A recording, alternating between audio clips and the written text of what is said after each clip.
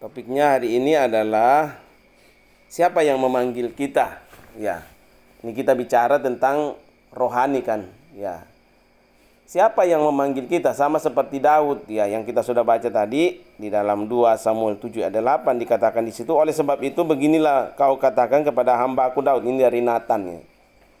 Ketika Daud jatuh dalam dosa. Beginilah firman Tuhan semesta alam, akulah yang mengambil engkau dari padang ketika menggiring kambing domba untuk menjadi raja atas umatku Israel. Ya, jadi diingatkan lagi kepada Daud. Ya, kamu jadi raja itu karena siapa? Siapa yang memanggil kamu? Ya, Tuhan yang memanggil kamu. Ya, kamu dulu nggak ada apa-apanya, kamu hanya penjaga kambing domba. Tapi karena Aku Tuhan yang memanggil kamu. Sekarang, kalau saya bawa dalam konteks kita yang ada di PAS, ya, siapa yang memanggil kamu datang ke tempat ini? Apakah Pak Yakub? Apakah orang tuamu? Atau ada sesuatu yang Tuhan sedang rencanakan dalam kehidupanmu secara rohani, ya? Daud diingatkan Tuhan lagi lewat Nabi Natan. Ingatkan Daud, ya, akulah Tuhanlah yang mengambil engkau dari padang, ya, ketika menggiring kambing domba untuk menjadi raja atas umatku Israel. Jadi Daud itu jadi raja bukan karena peran orang tuanya, bukan karena peran siapa-siapa, tapi memang dia dipanggil oleh Tuhan. Bayangkan dari seorang penggembala kambing jadi raja. Kambingnya berapa? Tidak banyak kambing yang digembalakan Daud. Ya.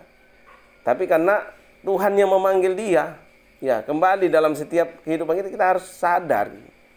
Kalau Tuhan memanggil saya, berarti Tuhan yang akan menuntun saya, berarti Tuhan yang akan menyertai saya sampai pada akhirnya saya hanya setia sama Tuhan.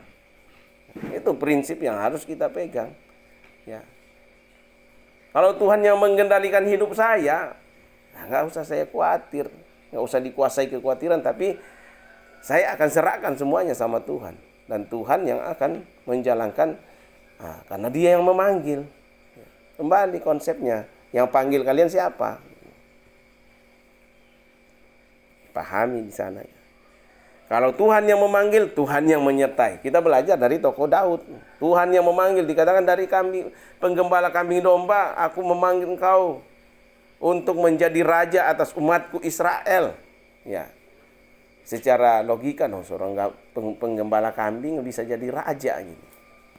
Ya, biasanya raja itu keturunan-keturunan orang-orang terpandang, orang ini. Tapi kalau Tuhan, bagi Tuhan tidak ada yang mustahil gitu. Ya, mungkin kita memandang diri kita, saya ini orang kampung, saya secara finansial tidak ada. Tapi kalau Tuhan yang memanggil kamu, Tuhan yang akan mencukupi, Tuhan yang akan membawa kamu sampai kamu terheran-heran melihat, kok ya sampai gini Tuhan itu luar biasa, ya, dalam hidupku.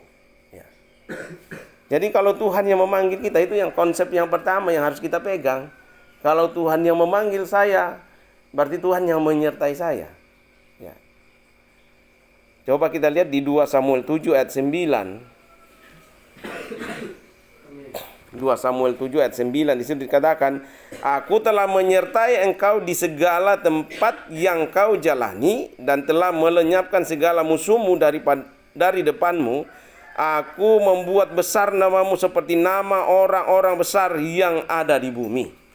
Coba bayangkan ya, Tuhan yang telah menyertai Daud, dikatakan tidak hanya di satu tempat, di segala tempat yang kau jalani. Berarti dimanapun Daud ada, Tuhan menyertai dia. Apapun yang dilakukan Daud, Tuhan menyertai dia. Dan Alkitab mencatat bahwa apapun yang dilakukan oleh Daud, semua berhasil. Ya. Daud sama dengan kita, manusia biasa juga. Ya. Dia bukan anak yang terpandang dari keluarga terpandang. Dia bukan orang hebat, dia hanya penggembala kambing. Ya. Nilai dalam kemasyarakatan masa itu penggembala kambing itu bukanlah orang yang terpandang. Ya, bukan seorang prajurit yang gagah perkasa. Ya. Tapi ketika Tuhan mau pakai, siapapun kalau Tuhan mau pakai dia bisa ambil. Ya, dan saya katakan tadi, Daud kemanapun dia melangkah dikatakan Tuhan menyertai dia, dan apapun yang diperbuat Daud, Tuhan buat semua berhasil. Ya. Jadi kalau kita yakin Tuhan yang memanggil kita, Tuhan yang akan menyertai kita. Ya. Tuhan katakan, firman Tuhan katakan, aku telah menyertai engkau di segala tempat yang kau jalani, dan telah melenyapkan segala musuhmu dari depanmu. Tantangan, rintangan yang dihadapi kalau orang dipanggil Tuhan, Tuhan akan memampukan mereka untuk melewati setiap tantangan, setiap masalah yang dihadapi. Ya. Di PAS ini apa nggak ada masalah? Ada masalah. Ya. Tapi kalau saya dengan Bunda yakin bahwa ini adalah pekerjaan Tuhan, pasti bisa dilewati bersama Tuhan. Ya mungkin ada tangisan, mungkin air mata, mungkin ada ini, tapi kalau kita yakin ini punya Tuhan, bisa dilewati. Ya. Apakah kalau kita harus bawa ke rumah sakit apa enggak?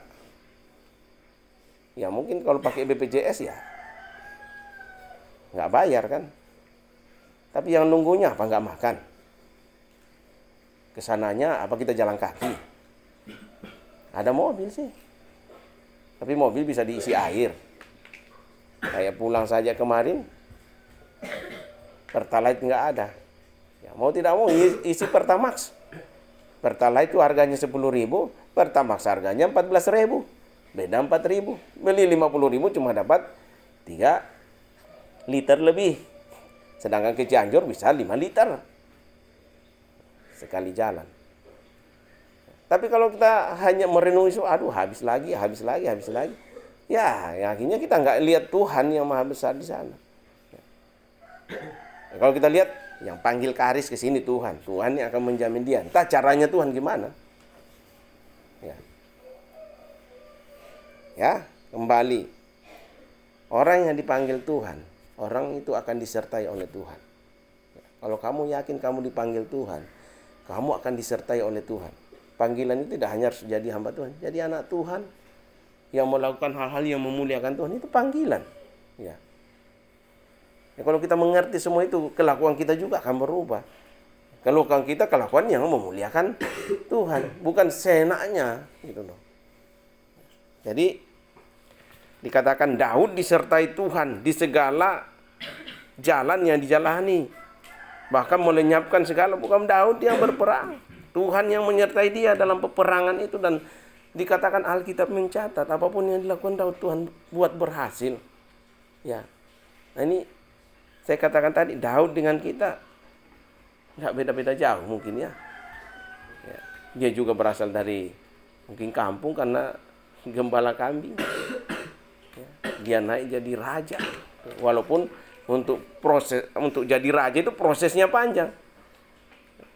Dikejar Saul, mau dicabut nyawanya, dikejar orang Filistin, berperang.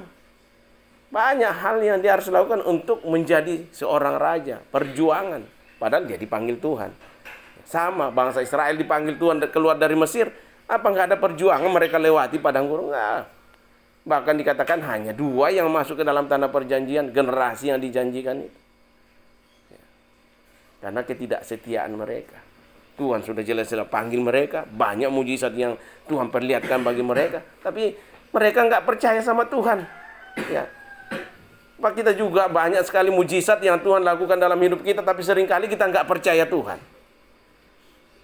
Dan itu yang Tuhan paling benci.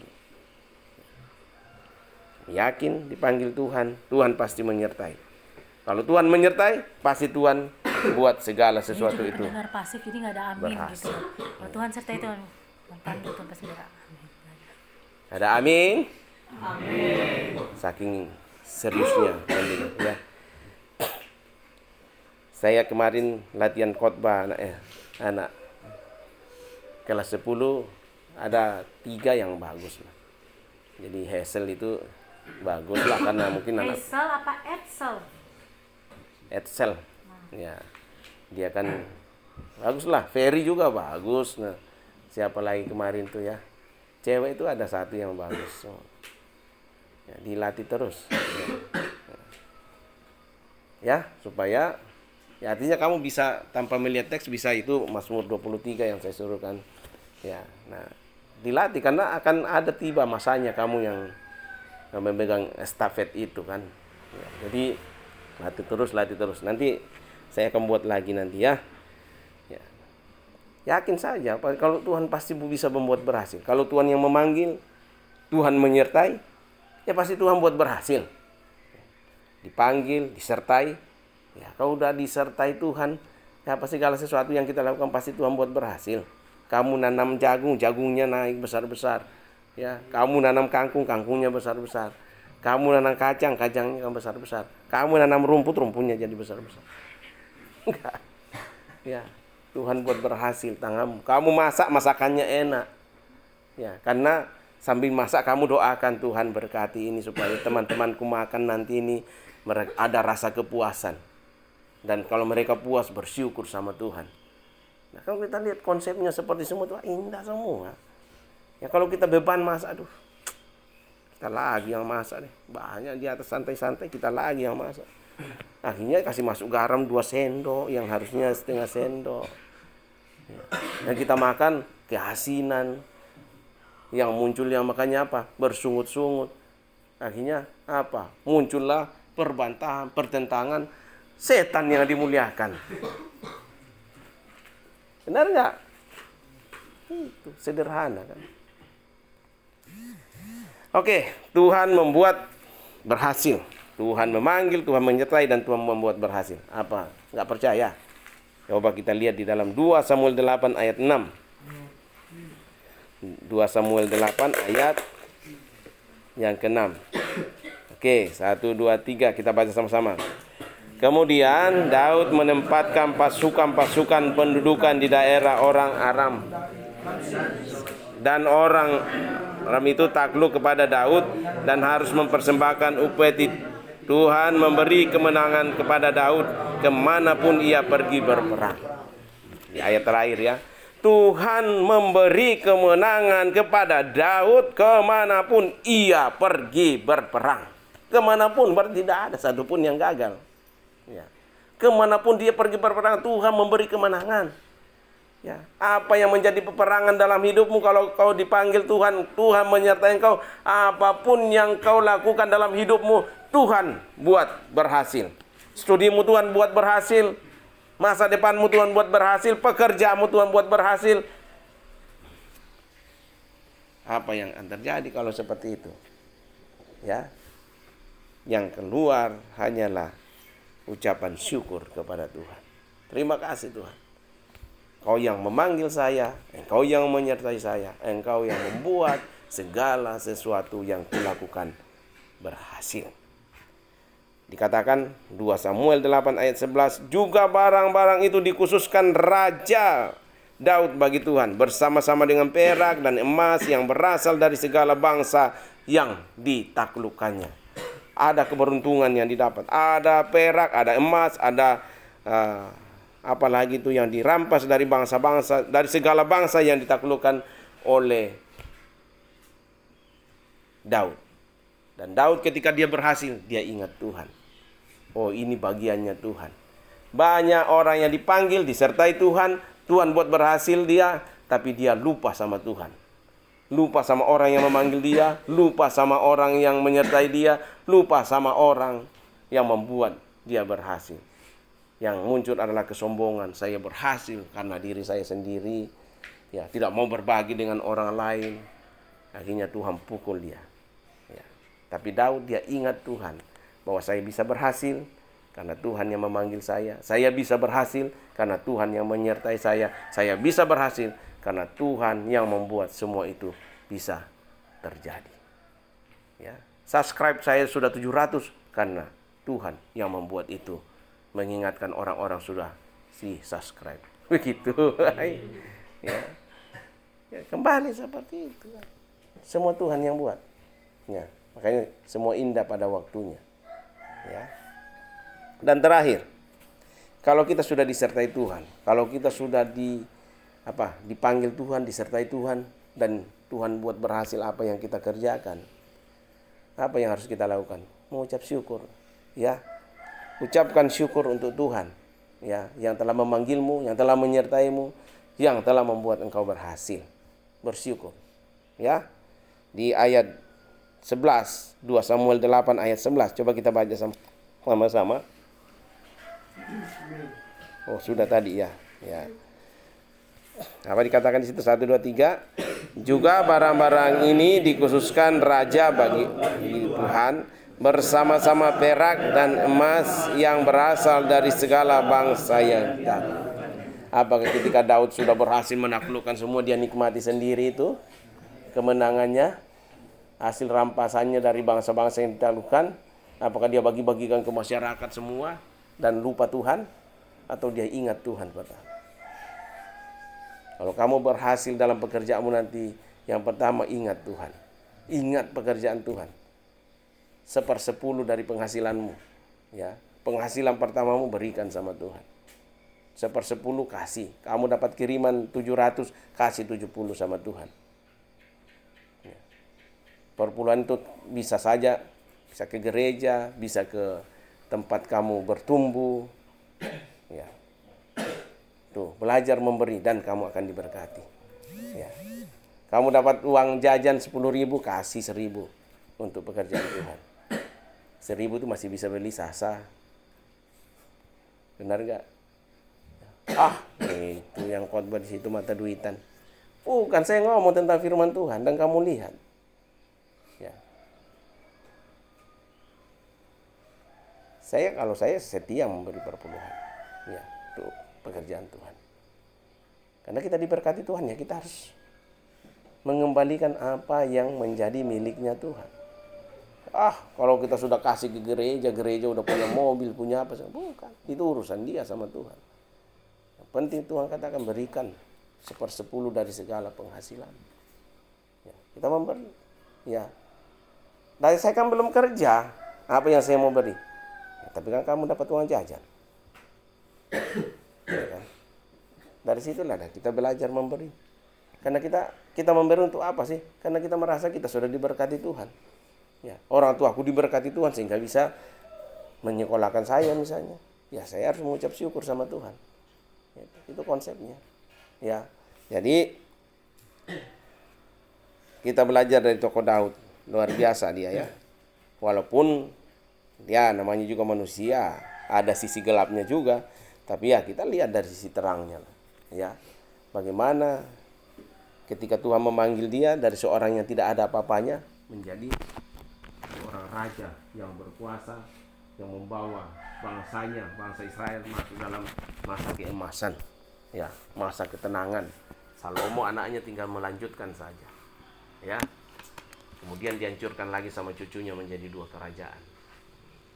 Ya, saya kira itu jadi poin yang kita dapat ketika kita sadar Tuhan yang memanggil kita. Ya, Tuhan tidak hanya memanggil kita, pasti Tuhan menyertai. Kalau Tuhan menyertai kita, pasti Tuhan buat berhasil apa yang kita rancangkan, kita kerjakan. Kalau sudah terjadi semua itu, ya udah, belajar mengucap syukur sama Tuhan. Oke, itu saja. Semoga menjadi berkat bagi kita semua. Saya juga sangat diberkati oleh firman Tuhan ini. Mari kita belajar taat sama firman Tuhan. Tuhan memberkati.